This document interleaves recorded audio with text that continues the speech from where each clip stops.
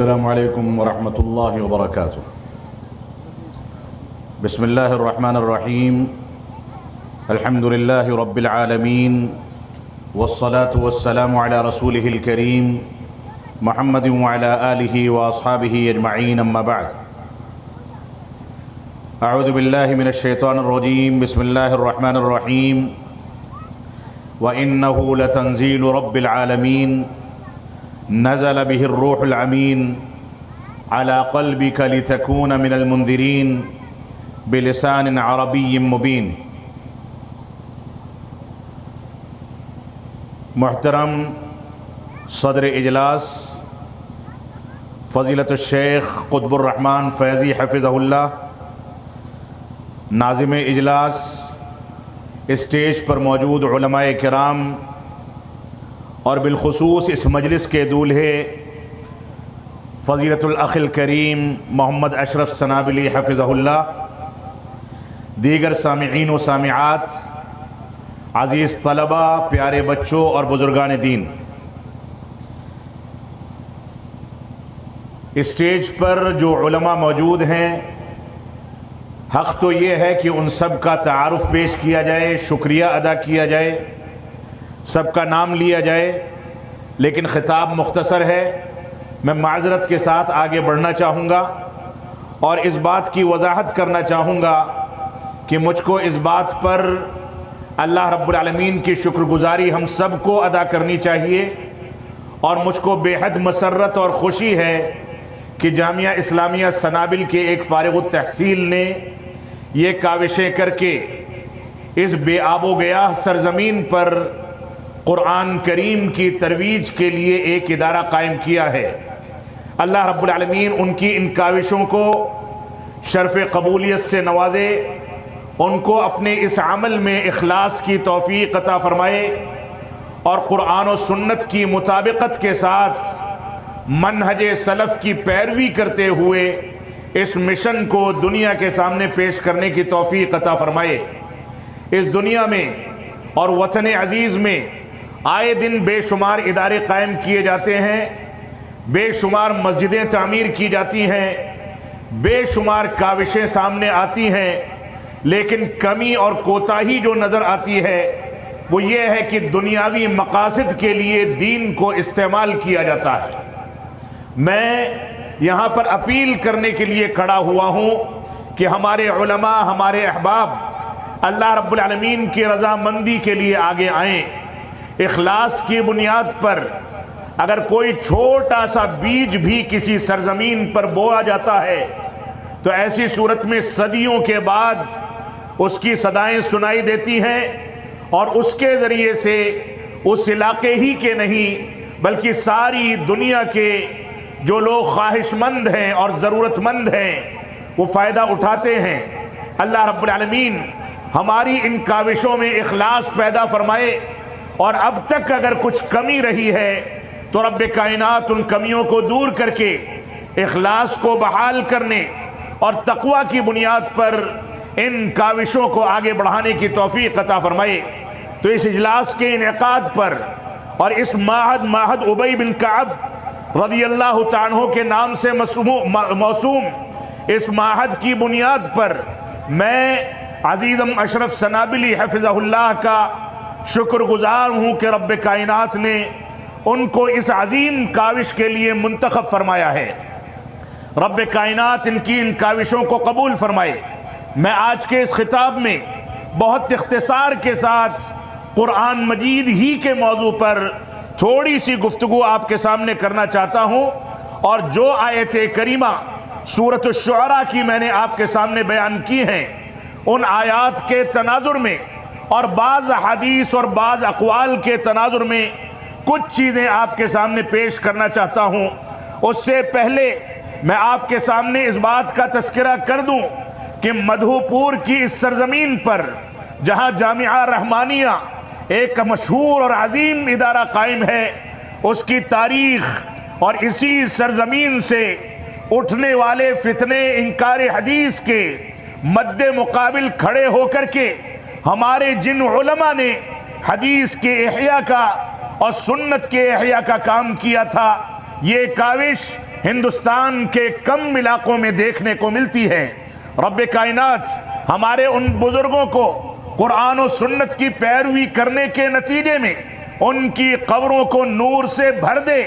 ان کی کاوشوں کو قبول فرمائے، جن لوگوں نے دور دراز کی زمین سے، مونات بھنجن سے، دہلی سے، مبارک پور سے، بنارس سے، اتر پردیش کے دوسرے اضلاع سے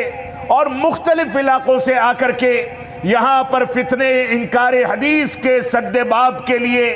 اپنی ساری محنت و کاوش کو جمع کیا، اور یہاں سے اٹھنے والے چراغ کو صحیح سمت دے کر کے دنیا کے سامنے یہ واضح کر دیا کہ صرف قرآن کے نام پر امت اسلامیہ کو دھوکہ دینے والے، صرف قرآن کے نام پر سنت رسول کو نظر انداز کرنے والے، صرف قرآن کے نام پر اپنے آپ کو اہل قرآن سے منسوب کر کے سنت رسول کی حجیت کا انکار کرنے والے اس دنیا میں کبھی بھی کامیاب نہیں ہو سکتے۔ بھلا کیوں کامیاب ہوں گے؟ رب کائنات نے واضح کر دیا، من یطع الرسول فقد اطاع اللہ، جس نے رسول اکرم صلی اللہ علیہ وسلم کی اطاعت کی گویا اس نے رب کائنات کی اطاعت کی، گویا جس نے سنت رسول کی پیروی کی، سنت رسول کی عظمت کو سمجھا، سنت رسول کے مطابق زندگی کو ڈھالا، وہی در حقیقت رب کائنات کی کتاب قرآن مجید کا حق ادا کر سکتا ہے۔ اور امام بربہاری رحمت اللہ علیہ کا تذکرہ ابھی بعض بزرگ علماء کرام کے ساتھ چل رہا تھا، جنہوں نے واضح کیا ہے کہ اے لوگوں سنو کہ یہ اسلام یہ سنت ہے اور سنت ہی اسلام ہے، اور ان دونوں کے بغیر اسلام کو مکمل نہیں کیا جا سکتا ہے۔ یہ سنت وہ سفینہ نجات ہے جس کے بارے میں امام مالک رحمت اللہ علیہ نے واضح کر دیا تھا کہ جو اس سفینے کے اندر، اس کشتی کے اندر سوار ہو گیا وہ دنیاوی آلائشوں سے، فتنوں میں، فساد میں ڈوبنے سے اپنے آپ کو بچا لے گا، کیونکہ سنت رسول یہ وہ پیمانہ ہے جس کی بنیادوں پر قرآن مجید کی آیتوں کی تحدید کی جاتی ہے۔ سنت رسول وہ پیمانہ ہے جس کے بارے میں رسول اکرم صلی اللہ علیہ وسلم نے واضح طریقے سے فرمایا تھا، الا انی اوتیت القرآن ومثلہ معہ، اے لوگو سنو، خبردار تم لوگ سن لو، کان کھول کر کے سن لو کہ مجھ کو ایک چیز سنت رسول دی گئی ہے اور اسی کے مانند ایک چیز اور دی گئی ہے جو قرآن مجید ہے۔ جہاں قرآن مجید کے نزول کی ابتدا غار حرا سے رب کائنات کے حکم کے نتیجے میں جبریل امین علیہ السلام کرتے ہیں اور فرماتے ہیں اقرأ بسم ربک الذی خلق، اے اللہ کے نبی آپ پڑھیے اس رب کے نام سے جس نے آپ کو پیدا کیا ہے، تو آپ نے فرمایا ما انا بقاری، میں پڑھا لکھا نہیں ہوں تو کیا پڑھوں؟ تو یہ وہ سنگم تھا جہاں ایک جانب قرآن مجید کا نزول ہوتا ہے، پڑھنے کا حکم دیا جاتا ہے، وہیں دوسری جانب رسول اکرم صلی اللہ علیہ وسلم کی زبان مبارک اور زبان رسالت سے ما انا بقاری کے الفاظ نکل کر کے سنت رسول کو وجود بخشا جاتا ہے۔ اور یہ دونوں کی دونوں چیزیں صحابہ کرام کے فہم کے مطابق دنیا کے سامنے پیش کی جاتی ہیں۔ تو ہماری بنیادی ذمہ داری یہ ہے کہ ہم جہاں ایک جانب قرآن مجید کے اس مشن کو لے کر کے آگے بڑھیں، وہیں دوسری جانب قرآن مجید کو سنت رسول سے جوڑ کر کے سمجھا جائے، اس کی شروح و تفسیرات کو تلاش کیا جائے، کیونکہ سنت کے بغیر قرآن مجید مکمل نہیں ہو سکتا، قرآن مجید کے بغیر سنت رسول مکمل نہیں ہو سکتی۔ یہ دونوں کی دونوں چیزیں جب ایک ساتھ چلیں گی تب جا کر کے اسلام مکمل ہوگا، اور یہی اسلام کی مکمل ترجمانی ہے۔ اگر کوئی شخص یہ دعویٰ کرے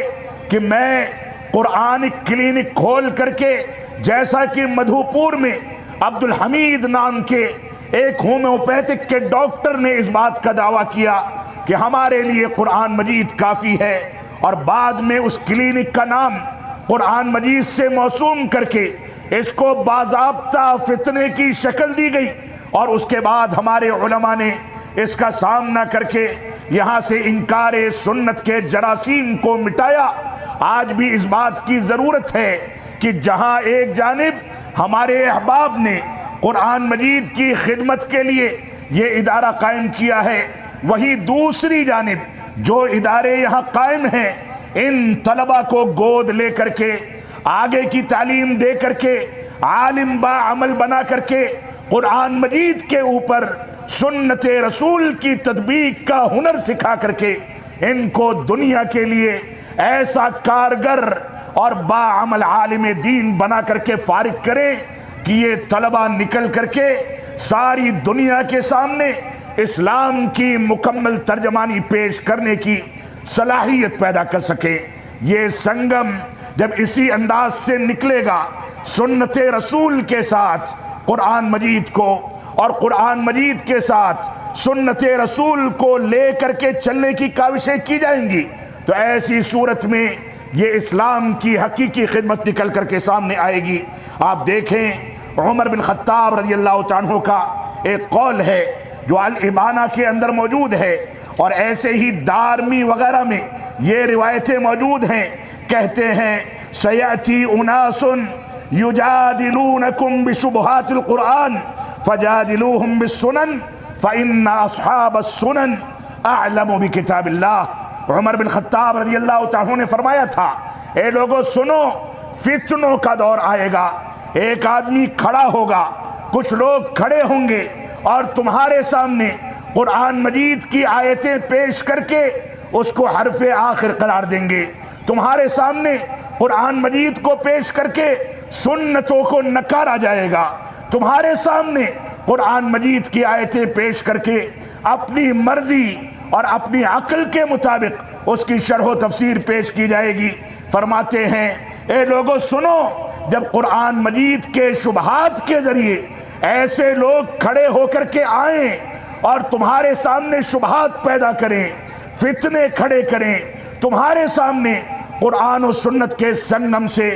سنت کو کاٹ کر کے صرف قرآن مجید کے نام پر دنیا بھر کے فتنے کھڑے کریں، تو ایسی صورت میں انہوں نے فرمایا فجادلوہم بالسنن، ان لوگوں کا مقابلہ سنتوں کے ذریعے سے کیا جائے گا، ان کا مقابلہ احادیث صحیحہ کے ذریعے کیا جائے گا، ان کا مقابلہ اور ان کے شبہات کا جواب سنت رسول کے ذریعے سے کیا جائے گا۔ فرماتے ہیں فَإِنَّ أَصْحَابَ السُّنَنِ أَعْلَمُ بِكِتَابِ اللَّهِ، کیونکہ سنتوں کو جاننے والے، حدیث رسول سے واقفیت رکھنے والے، اللہ کے نبی صلی اللہ علیہ وسلم کی سنت سے واقفیت رکھنے والے یہ قرآن مجید کو زیادہ بہتر طریقے سے جانتے ہیں۔ تو ہماری یہ ذمہ داری ہے کہ اس انداز کی چیزیں جو ہمارے معاشرے میں آج بھی اٹھائی جا رہی ہیں، ہمارے معاشرے میں اس انداز کی چیزوں کو آج بھی رواج دیا جا رہا ہے، ایسے بے شمار افراد ہیں جن کو سننے کے لیے ہمارا نوجوان دیوانہ ہے۔ پڑوسی ملک سے کوئی ڈاکٹر اسرار اٹھتا ہے، کوئی خواتین میں فرحت ہاشمی کا فتنہ اٹھتا ہے، جو لوگ سنت رسول کو کنارے کر کے خوارج کے طریقے پر، صوفیہ کے طریقے پر، عقل پرستوں کے تقریری طریقے پر، اخوانیوں اور سروریوں کے طریقے پر قرآن مجید کے ذریعے لوگوں کو لبھانے اور رچھانے کے لیے سوشل میڈیا پر چھا جاتے ہیں، اور ہمارا نوجوان بزرگ علماء کو حقیر سمجھ کر کے کنارے کر دیتا ہے اور ان کی باتوں کو اہمیت دے کر کے دین کی تعبیر کو پلٹ دیا جاتا ہے۔ ان میں نہ کوئی عالم دین ہے، نہ کوئی عالمہ ہے، ان میں کوئی رافضی بھی انجینئر کے نام سے اٹھے تو ہماری جماعت کے لوگ اس کو قبول کرنے کے لیے آمادہ ہو جاتے ہیں، لیکن بزرگ علماء اپنی زندگی گزار کر کے، ایڑیاں رگڑ کر کے، چٹائیاں گھس کر کے اور قرآن و سنت کے دیے کو اور اس کے روشن مینار کو بلند کر کے اس دنیا سے رخصت ہو جائیں، یہ نوجوان ان کی قدردانی کرنے کو تیار نہیں ہے۔ آج اگر دیکھا جائے تو جدید اور ماڈرن طریقے سے قرآن مجید کے نام پر اٹھنے والے فتنے، سنت رسول کو نظر انداز کرنے والے فتنے آج بھی سوشل میڈیا کے ذریعے ہماری جیبوں میں، ہماری گاڑیوں میں، ہمارے گھرانوں میں، ہمارے خاندانوں میں، ہماری مسجدوں میں، ہمارے مدرسوں میں، ہماری تنظیموں میں، ہماری جماعتوں میں داخل ہوتے چلے جا رہے ہیں۔ آج ضرورت اس بات کی ہے کہ لوگوں کے سامنے دو ٹوک بات کی جائے، ان کو بتایا جائے کہ کیا صحیح ہے اور کیا غلط ہے، ان کو بتایا جائے کہ کون سے راستے اختیار کر کے آج اخوانیت کے پروردہ ہماری جماعت میں داخل ہو کر کے سروریت کا لبادہ اوڑھ کر کے امت اسلامیہ کے نوجوانوں کو قرآن مجید کے نام پر، سنت رسول کی حجیت کے انکار کے نام پر، سنت رسول کو نکارنے کے نام پر وہ صحابہ کرام کی توہین کریں، تنقیص کریں، توہین و تنقیص کرنے والوں کا ساتھ دیں، پھر بھی وہ ہمارے ممبر و محراب تک پہنچ جاتے ہیں۔ ہماری ذمہ داری ہے کہ یہ بات واضح کی جائے کہ کون اس بات کا مستحق ہے کہ اس کو سنا جائے، کون اس بات کا مستحق ہے کہ اس کو ترک کیا جائے۔ آج یہ ملکہ پیدا کرنا، نوجوانوں کے اندر یہ شعور پیدا کرنا ہماری بنیادی ذمہ داری ہے کہ ہم ان چیزوں کو لے کر کے چلیں اور قرآن و سنت کو صحابہ کرام اور سلف صالحین کے فہم اور ان کی سمجھ اور ان کے شعور پر لے کر کے اپنی زندگی میں نافذ کیا جائے۔ تو قرآن مجید کے نام پر یہ ادارہ قائم کرنا یقیناً قابل مبارکباد ہے۔ رب کائنات اس کے بانیوں کو اخلاص کی توفیق عطا فرمائے۔ جن لوگوں نے اس میں حصہ لیا ہے، تعاون کیا ہے، رب کائنات ان سب کو اپنی آخرت کی تیاری کرنے کے لیے اس میں اخلاص پیدا کرنے کی توفیق عطا فرمائے۔ لیکن یہ دکھتی رگ ہے جس کی جانب میں اشارہ کرنا چاہتا تھا۔ سورۃ الشعراء کی جو آیت کریمہ میں نے آپ کے سامنے تلاوت کی ہے، اس آیت کریمہ کو سامنے رکھ کر کے آپ قرآن مجید کی عظمت کا اندازہ کر سکتے ہیں۔ رب کائنات نے فرمایا وَإِنَّهُ لَتَنزِيلُ رَبِّ الْعَالَمِينَ، یہ قرآن مجید تمام جہانوں کے پالنہار کی جانب سے نازل کردہ ایک کتاب ہے۔ اس کتاب کو نازل کرنے والا صرف دنیا کو پیدا کرنے والا نہیں ہے، انسانوں کی تخلیق کرنے والا نہیں ہے، جانوروں کو پیدا کرنے والا نہیں ہے، بلکہ اس نے اس کائنات کو بھی پیدا کیا ہے۔ یہ اتار چڑھاؤ بنائے ہیں، یہ دن و رات بنایا ہے، چاند سورج کو پیدا کیا ہے۔ اسی رب نے مردوں کے ساتھ ساتھ عورتوں کی تخلیق کی ہے تاکہ دنیا کا نظام آگے بڑھ سکے۔ وہی رب کائنات ایک چھوٹے سے بیج کے ذریعے کوپل کو تخلیق دیتا ہے اور اس کے نتیجے میں پوری کھیتیاں لہلہاتی ہیں، ہم کو غلہ ملتا ہے، اناج ملتا ہے۔ یہ تمام جہانوں کا پالنہار ہے۔ وہ جانتا ہے کہ درندوں کو روزی روٹی جنگلات کی تاریکیوں میں کیسے مہیا کرنی ہے۔ وہ جانتا ہے کہ ندیوں کے اندر، تیلابوں کے اندر مچھلیوں کو روزی روٹی کیسے مہیا کی جائے گی۔ وہ جانتا ہے کہ انسانوں کو کون سا رخ دکھایا جائے۔ وہ جانتا ہے کہ اس دنیا کے اندر کون سی چیز کب واقع ہونی ہے۔ وہ ساری کی ساری چیزوں سے واقف ہے۔ لہذا اس رب کائنات نے جب اس قرآن مجید کو نازل فرمایا تو آپ سوچیں، جس کتاب کو سارے جہانوں کے پالنہار نے نازل کیا ہے، وہ کتاب اس رب کی عظمت کو سامنے رکھتے ہوئے کتنی عظیم ہوگی۔ تو رب کائنات نے فرمایا وَإِنَّهُ لَتَنزِيلُ رَبِّ الْعَالَمِينَ، یہ قرآن مجید تمام جہانوں کے پالنہار نے پیدا کیا ہے۔ نزل بہ الروح الامین، اس قرآن مجید کو نازل کرنے کے لیے، اس کے پیغام کو نبی آخر الزماں تک پہنچانے کے لیے رب کائنات نے اس جبریل امین کا انتخاب کیا، جس جبریل امین کے بارے میں رب کائنات خود گواہی دیتا ہے کہ وہ امانتدار فرشتہ تھا، جس کے بارے میں اللہ کے نبی صلی اللہ علیہ وسلم نے اس کی عظمت اور جلالت کا تذکرہ کرتے ہوئے اپنی روایتوں اور احادیث کے اندر فرمایا کہ میں نے جبریل امین کو ان کی اصلی شکل و صورت میں 2 بار دیکھا کہ وہ زمین سے لے کر کے آسمان تک کی جسامت والے اور دونوں بازوؤں پر 600 پر لے کر کے اڑنے والا ایک فرشتہ تھا. ایسا فرشتہ کہ اگر رب کائنات اس کو حکم دے کہ اپنے پروں کے ذریعے اس دنیا کو پلٹ کر کے رکھ دے تو وہ اس کے حکم کے نتیجے میں ایسا کرنے پر قادر ہے. اس قرآن مجید کے نزول کے لیے اس فرشتے کا انتخاب کیا جانا یہ بھی قرآن مجید کی عظمت کی دلیل ہے. اور اس کے بعد فرمایا نزل به الروح الامین علی قلبک لتکون من المنذرین. رب کائنات نے فرمایا کہ ہم نے اس قرآن مجید کی عظمت کے مد نظر آپ کے دل کا انتخاب کیا، آپ کے دل پر اس کو نازل کیا گیا، آپ کے دل پر اس کو اتارا گیا. یہ وہی دل تھا جس کو صغر سنی میں رب کائنات نے فرشتوں کو بھیج کر کے آب زمزم سے اور سونے کے برتن میں غسل دینے کا حکم دیا تھا. جب فرشتے نے آپ کا مبارک سینہ آپ کے بچپنوں میں آپ کو پکڑ کر کے چاک کیا،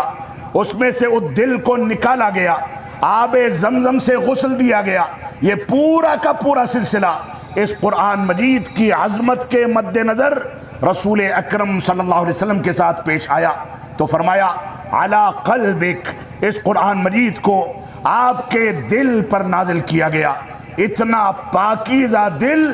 اس کی پاکیزگی کے سامنے آپ قرآن مجید کی عظمت کا اندازہ کریں کہ رب کائنات نے جس دل کی تربیت کی ہو، جس کو پاکیزہ کرنے کے لیے خلاف فطرت بہت سارے احکامات نازل کیے گئے ہوں، اس دل پر اس قرآن مجید کو نازل کیا گیا. اور مقصد کیا بتایا گیا؟ مقصد بتایا گیا لِتَكُونَ مِنَ الْمُنذِرِينَ، تاکہ آپ لوگوں کو ڈرانے والے بن جائیں. رب کائنات نے کہیں آپ کو بشارت دینے والا، کہیں ڈرانے والا بتایا، کہیں آپ کی دوسری صفتوں کا تذکرہ کیا گیا. اس آیت کریمہ میں رب کائنات نے آپ کے بارے میں فرمایا لِتَكُونَ مِنَ الْمُنذِرِينَ، تاکہ آپ ڈرانے والے بن جائیں. آج کے دور میں صلح کلی اور مصلحت پسندی کی پالیسی اختیار کرنے والے اور اخوانیت کا اور سروریت کا لبادہ اوڑھ کر کے جماعت اہل حدیث کے اندر عقائد کے بارے میں ہلکا پن پیدا کرنے والے اور اخوانیوں اور سروریوں کے ساتھ صحابہ کرام کی تنقیص و توہین کرنے والوں کے ساتھ اٹھنے بیٹھنے والوں نے جو طریقہ اختیار کر رکھا ہے، جو صلح کلی کا طریقہ، مصلحت پسندی کا طریقہ، فضائل کو بیان کرنے اور ایسے ہی فضائل اور عظمتوں کو بیان کرنے کا طریقہ، امر بالمعروف کا طریقہ، لیکن نہیں عن المنکر اور خرابیوں پر نکیر کرنا، برائیوں سے روکنا، یہ ان کی زندگی میں دور دور تک نظر نہیں آتا. اس آیت کریمہ کے اس ٹکڑے میں ان سارے کے سارے لوگوں کے بارے میں نشان عبرت کے طور پر رب کائنات نے واضح کر دیا لِتَكُونَ مِنَ الْمُنذِرِينَ. آپ کے اوپر اس قرآن مجید کو اس لیے نازل کیا گیا، آپ کے دل پر اس قرآن مجید کو اس لیے نازل کیا گیا تاکہ آپ ڈرانے والے بن جائیں. آپ ایک جانب لوگوں کو توحید کی جانب بلائیں، لیکن دوسری جانب آپ شرک سے لوگوں کو ڈرائیں. ایک جانب آپ سنت رسول کی جانب لوگوں کو دعوت دیں، وہیں دوسری جانب لوگوں کو بتائیں کہ بدعت کی گمراہی کیا ہے، بدعت کی قباحت کیا ہے. تو یہ اسلام جہاں امر بالمعروف کا نام ہے وہیں نہیں عن المنکر کا نام ہے، جو اس آیت کریمہ کے اندر رب کائنات نے واضح کر دیا. تو فرمایا علی قلبک لتکون من المنذرین، آپ کے دل پر اس وجہ سے اس قرآن مجید کو نازل کیا گیا تاکہ آپ ڈرانے والے بن جائیں بلسان عربی مبین. اور اس کے بعد رب کائنات نے فرمایا بالکل واضح عربی زبان میں اس قرآن مجید کو نازل کیا گیا ہے. واضح عربی زبان، بعض آیات میں ہے کہ آسان زبان میں، ایسی زبان میں جس زبان کو ہر شخص سمجھ سکتا ہے، جس کے تراجم کا مطالعہ کر سکتا ہے، لیکن آپ سوچیں آیت کریمہ کے اس ٹکڑے اور ان الفاظ کے مد نظر آپ اگر مسلم معاشرے پر نظر ڈالیں تو کتنے ایسے لوگ مل جائیں گے جو سنت رسول کا برملا انکار تو نہیں کرتے، لیکن یہ ضرور کہتے ہیں کہ ہمارے امام کا قول اگر مل جائے تو سنت رسول کی تعویل کی جائے گی۔ کتنے ایسے لوگ مل جائیں گے جو یہ کہتے نہیں تھکتے کہ قرآن مجید کتاب ہدایت ہے، لیکن قرآن مجید کو سمجھ پانا ہمارے بس کی بات نہیں، لہذا فلاں کتابوں پر اعتماد کیا جائے۔ رب کائنات نے ہر چیز کی جڑ اس آیت کریمہ کے اندر کاٹ دی، فرمایا بلسان عربی مبین، ہم نے عربی زبان اور واضح عربی زبان کے اندر اس قرآن مجید کو نازل کیا ہے۔ تو قرآن و سنت کے درمیان جو سنگم ہے، جو میل ہے، قرآن و سنت ایک دوسرے سے جڑ کر کے جس انداز سے چلتے ہیں، ان دونوں کو لے کر کے چلنا یہ ہماری ذمہ داری ہے۔ اسی وجہ سے رب کائنات نے واضح کر دیا من یطع الرسول فقد اطاع اللہ، جس نے رسول کی اطاعت کی گویا اس نے رب کائنات کی اطاعت کی۔ اسی طریقے سے رب کائنات نے ہمارے اوپر ایسی آیتیں رسول اکرم صلی اللہ علیہ وسلم پر ایسی آیتیں نازل فرمائیں جن آیتوں کے ذریعے قرآن مجید کی عظمت کا اندازہ کیا جا سکتا ہے۔ اللہ رب العالمین نے فرمایا وَإِذَا سَمِعُوا مَا أُنزِلَ إِلَى الرَّسُولِ تَرَىٰ أَعْيُنَهُمْ تَفِيضُ مِنَ الدَّمْعِ مِمَّا عَرَفُوا مِنَ الْحَقِّ يَقُولُونَ رَبَّنَا فَاكْتُبْنَا مَعَ الشَّاهِدِينَ۔ سورہ مائدہ کے اندر رب کائنات نے واضح کر دیا کہ جب مومن حضرات، جب مسلمان، جب ایمان لانے والے قرآن مجید کی آیتوں کو سنتے ہیں تو اللہ کے نبی صلی اللہ علیہ وسلم آپ دیکھیں گے کہ ان کی آنکھوں سے آنسو بہنے لگتا ہے، اور حق کو جاننے کے نتیجے میں وہ رب کائنات پر ایمان کی تجدید کرتے ہیں۔ اور ایک جگہ پر رب کائنات نے فرمایا تقشعر منہ جلود الذین یخشون ربہم، ان کے رونگٹے کھڑے ہو جاتے ہیں، ان کے اندر کپ کپی طاری ہو جاتی ہے، قرآن مجید کی آیتوں کو سنتے ہیں تو گھبرا جاتے ہیں، ڈر جاتے ہیں، رب کائنات سے چمٹ جاتے ہیں، اللہ رب العالمین کی جانب رجوع کرتے ہیں، اور قرآنی آیتوں سے وہ لوگ عبرت اور نصیحت پکڑتے ہیں۔ ہماری ذمہ داری ہے کہ اس قرآن مجید کا حق ادا کیا جائے۔ یہ قرآن مجید وہ کتاب ہے جس کے بارے میں رسول اکرم صلی اللہ علیہ وسلم نے فرمایا کہ اس کے ہر حرف پر رب کائنات تم کو 10 نیکیاں عطا فرماتا ہے۔ آپ نے فرمایا الف حرف و لام حرف و میم حرف، میں یہ نہیں کہتا کہ الف لام میم ایک حرف ہے، بلکہ الف ایک حرف ہے، لام دوسرا حرف ہے، میم تیسرا حرف ہے۔ کسی نے صرف الف لام میم کی تلاوت کر لی تو کم از کم اس کو 13 نیکیاں مل جائیں گی۔ یہ قرآن مجید وہ کتاب ہے جس کے بارے میں رسول اکرم صلی اللہ علیہ وسلم نے یہ پیشین گوئی فرما دی کہ جو قرآن مجید کا اور اس کی تلاوت کا اہتمام کرتا ہے رب کائنات اس کو اجر و ثواب عطا فرماتا ہے، لیکن جو شخص قرآن مجید کی تلاوت کرتے ہوئے اٹکتا ہے وَيَتَتَعْتَعُ فِيهِ، اس کو پڑھتے ہوئے دشواری محسوس کرتا ہے، لکنت محسوس کرتا ہے، اس کو پڑھتے ہوئے تکلیف محسوس کرتا ہے، فَلَهُ أَجْرَانِ، اس کے لیے 2 اجر رکھے گئے، ایک کوشش کرنے کا اجر اور ایک قرآن مجید کی تلاوت کرنے کا اجر۔ یہ عجمیوں کے ملک میں، عربی نہ جاننے والوں کے ملک میں نہ جانے کتنے ایسے ہمارے مسلمان بھائی ہیں جو روانی کے ساتھ قرآن مجید کی تلاوت کا اہتمام نہیں کر سکتے۔ ان کے لیے شریعت اسلامیہ نے دوہرا اجر رکھا ہے۔ رب کائنات ہم کو شریعت اسلامیہ کی پیروی کرنے کی توفیق عطا فرمائے۔ تو یہ قرآن مجید وہ کتاب ہے جو کھل کر کے چیلنج کرتی ہے کہ کوئی ہے دنیا میں بڑی سے بڑی طاقتیں، بڑے سے بڑے ادبا، بڑی سے بڑی حکومتیں، بڑے سے بڑے سرمایہ دار، بڑی سے بڑی قوت رکھنے والے، اگر کوئی ہے تو آ جائے اور قرآن مجید جیسی ایک آیت کریمہ پیش کر کے دکھا دے۔ رب کائنات نے چیلنج کر دیا کہ سارے انسان، سارے جنات، سارے ادبا، ساری طاقتیں اگر جمع ہو جائیں تو اس جیسی ایک آیت کریمہ بھی پیش نہیں کر سکتے۔ یہ قرآن مجید تنہا وہ کتاب ہے جو پہلے نازل ہونے والی کتابوں سے ممتاز حیثیت رکھتی ہے۔ یہود و نصارہ پر نازل ہونے والی تورات و انجیل میں تحریف کر دی گئی، اس کو تبدیل کر دیا گیا۔ اسی مذہب کے ماننے والوں نے اپنے انبیاء کو زد و کوب کیا، اپنی کتابوں میں تبدیلی کر دی، لیکن رب کائنات نے واضح کر دیا کہ اِنَّا نَحْنُ نَزَّلْنَا الذِّكْرَ وَإِنَّا لَهُ لَحَافِظُونَ، کہ ہم ہی نے اس کتاب کو نازل کیا ہے اور ہم ہی اس کی حفاظت کرنے والے ہیں۔ رب کائنات نے یہ بھی چیلنج کر دیا کہ لا یأتیہ الباطل من بین یدیہ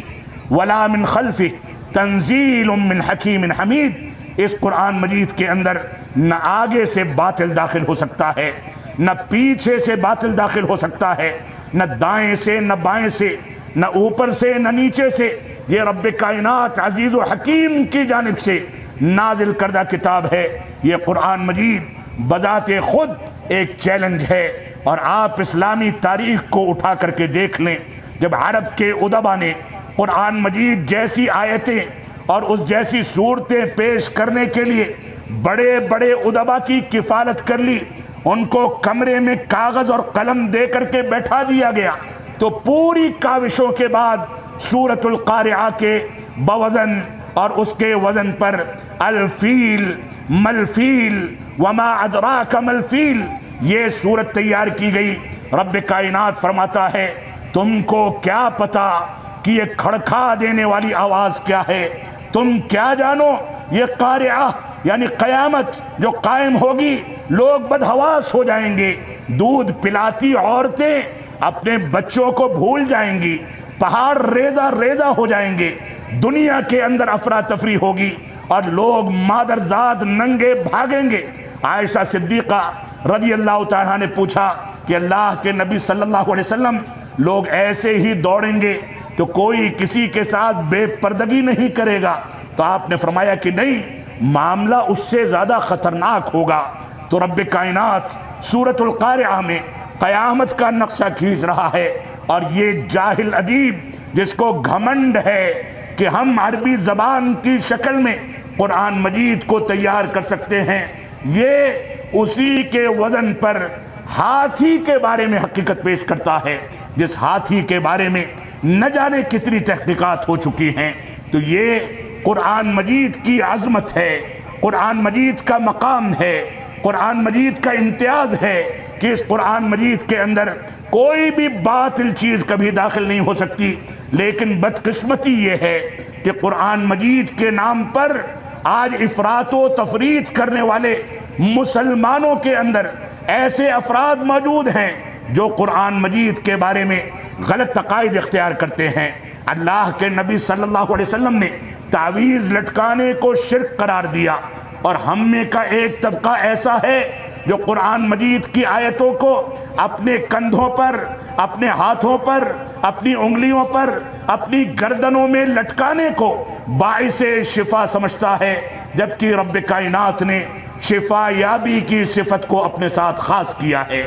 افراط و تفریط کا یہ عالم ہے کہ میں ایک بڑے عالمی تعلیمی ادارے سے واقف ہوں، اس کے رئیس القراء سے واقف ہوں، وہ جب اپنے شاگردوں کو قرآن مجید کی تلاوت سکھاتے تھے تو بڑے بڑے گائےکاروں کے گانوں کے ذریعے مشق کرائی جاتی تھی، اور گانا سکھا کر کے اس کے طرز پر قرآن مجید کو پڑھنے کی تلقین کی جاتی تھی۔ افراط و تفریط کا یہ عالم ہے کہ اللہ کے نبی صلی اللہ علیہ وسلم نے قرآن مجید کی تلاوت کو باعث برکت قرار دیا، اور قبرستانوں میں قرآن مجید کی تلاوت کو حرام قرار دیا، لیکن آج فاتحہ کے نام پر، یاسین کے نام پر قرآن مجید کی تلاوت کا اہتمام قبرستانوں میں اور مزاروں پر کر کر کے قرآن مجید کی توہین اور شریعت اسلامیہ کی مخالفت کی جاتی ہے۔ قرآن مجید کی توہین کا یہ عالم ہے کہ اہل قرآن یہ کہتے ہیں کہ ہمارے لیے قرآن کافی ہے، سنت رسول کی ضرورت نہیں، اور دوسری جانب قرآن مجید کا انکار کرنے والے قرآن مجید کے بارے میں افراط و تفریط کرتے ہیں، دوسری جانب مسلمانوں کی جانب منسوب ایسے فرقے بھی پائے جاتے ہیں جن فرقوں کا یہ دعویٰ ہے کہ قرآن مجید ہمارے لیے کافی ہے۔ جو یہ فرقہ ایسے فرقے بھی موجود ہیں جن فرقوں کی تائید ہمارے اہل سنت والجماعت کے بعض سروری اور اخوانی بھی کرتے ہیں، جن کا یہ اعتقاد ہے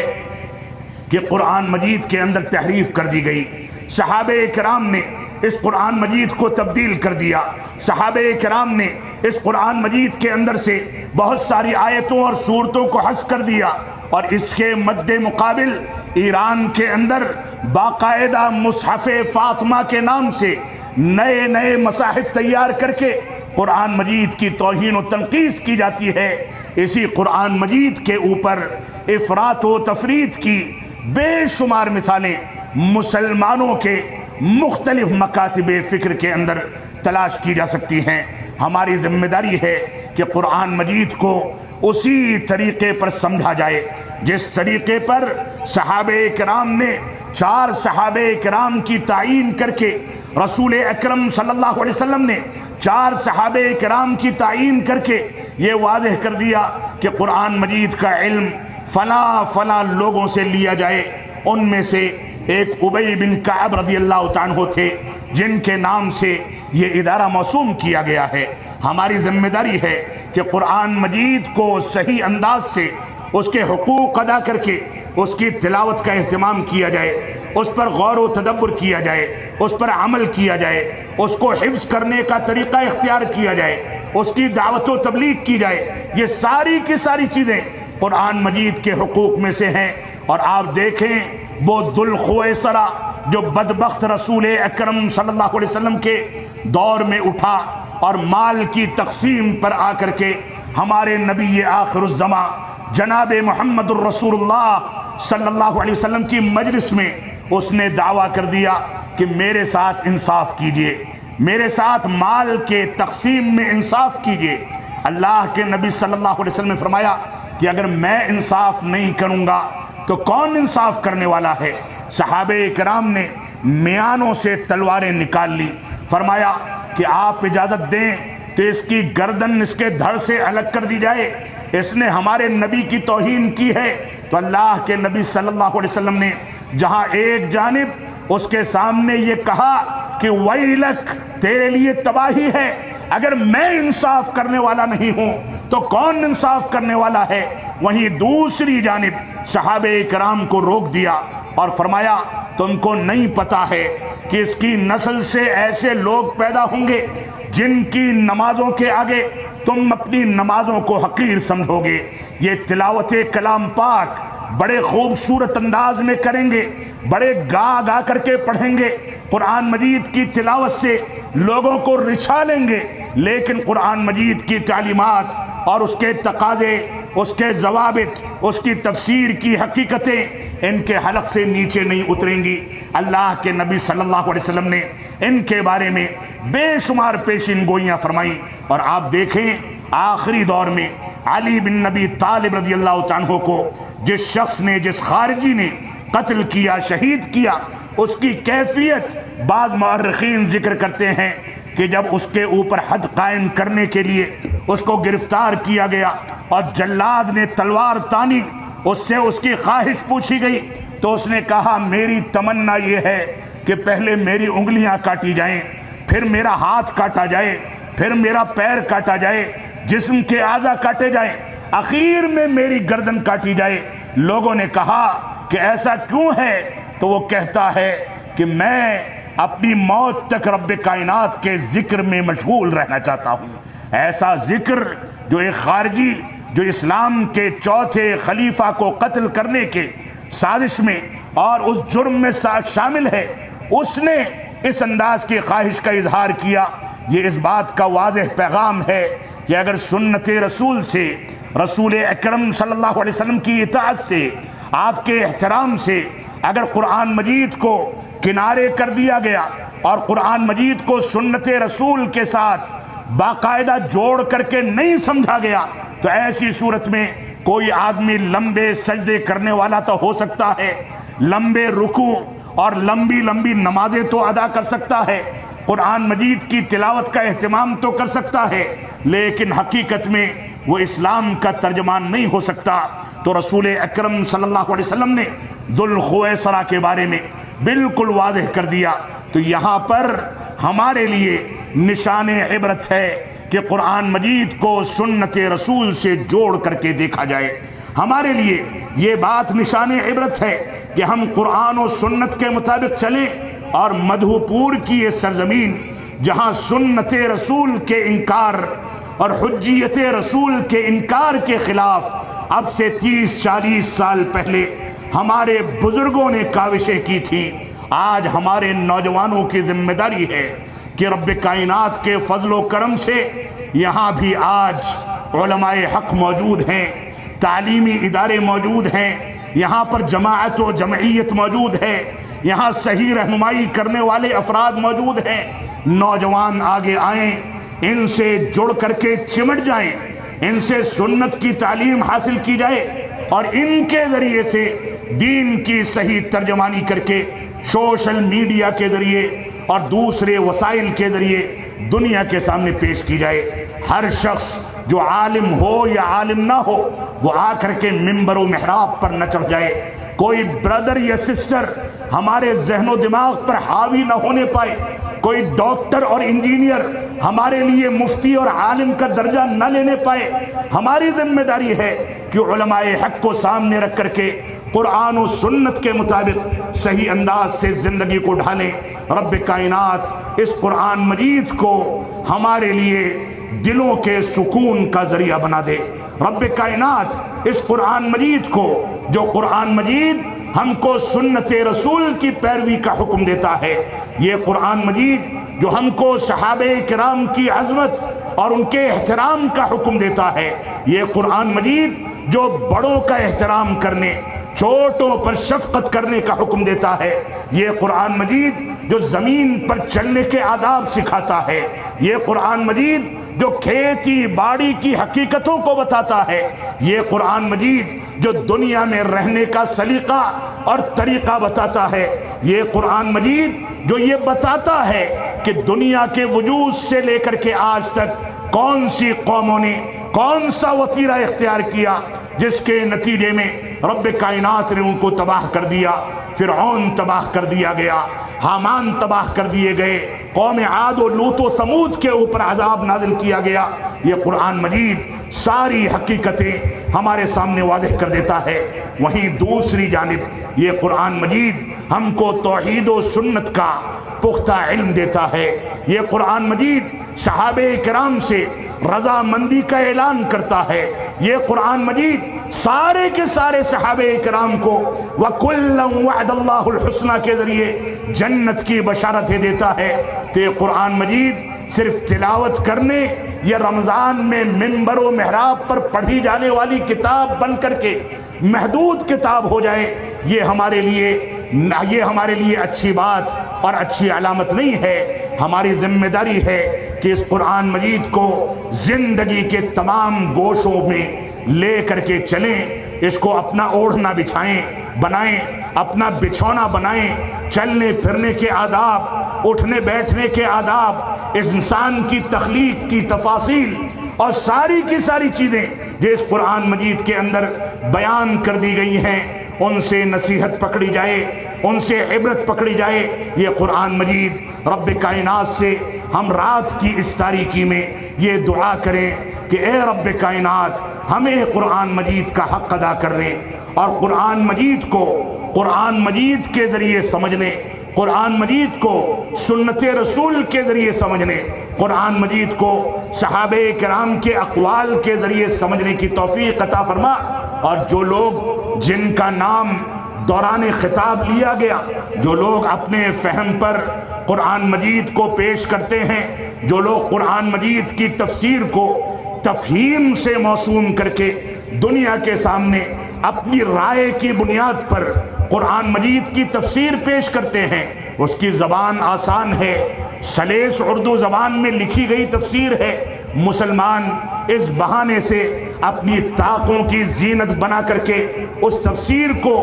گمراہی کے ساری دلیلیں ہونے کے باوجود اپنے لیے حرز جاں بناتا ہے۔ آج ضرورت ہے کہ معاشرے کے اندر یہ بات رکھی جائے کہ ہم کو کیا پڑھنا ہے، کیا نہیں پڑھنا ہے۔ یہ بات رکھی جائے کہ کس کو سننا ہے، کس سے اجتناب کرنا ہے۔ آج ضرورت ہے کہ یہ بات رکھی جائے کہ قرآن مجید کی تفسیر پیش کرنے والے، یوٹیوب پر اس کا درس دینے والے ہزاروں اور لاکھوں افراد ہیں، لیکن ان میں سے چن کر کے قرآن مجید کی اس تفسیر کو کیسے نکالا جائے جو تفسیر فہم سلف صالحین کے مطابق پیش کی جاتی ہے۔ کتنے لوگ ایسے ہیں جو اپنی مرضی سے قرآن مجید کا معنی،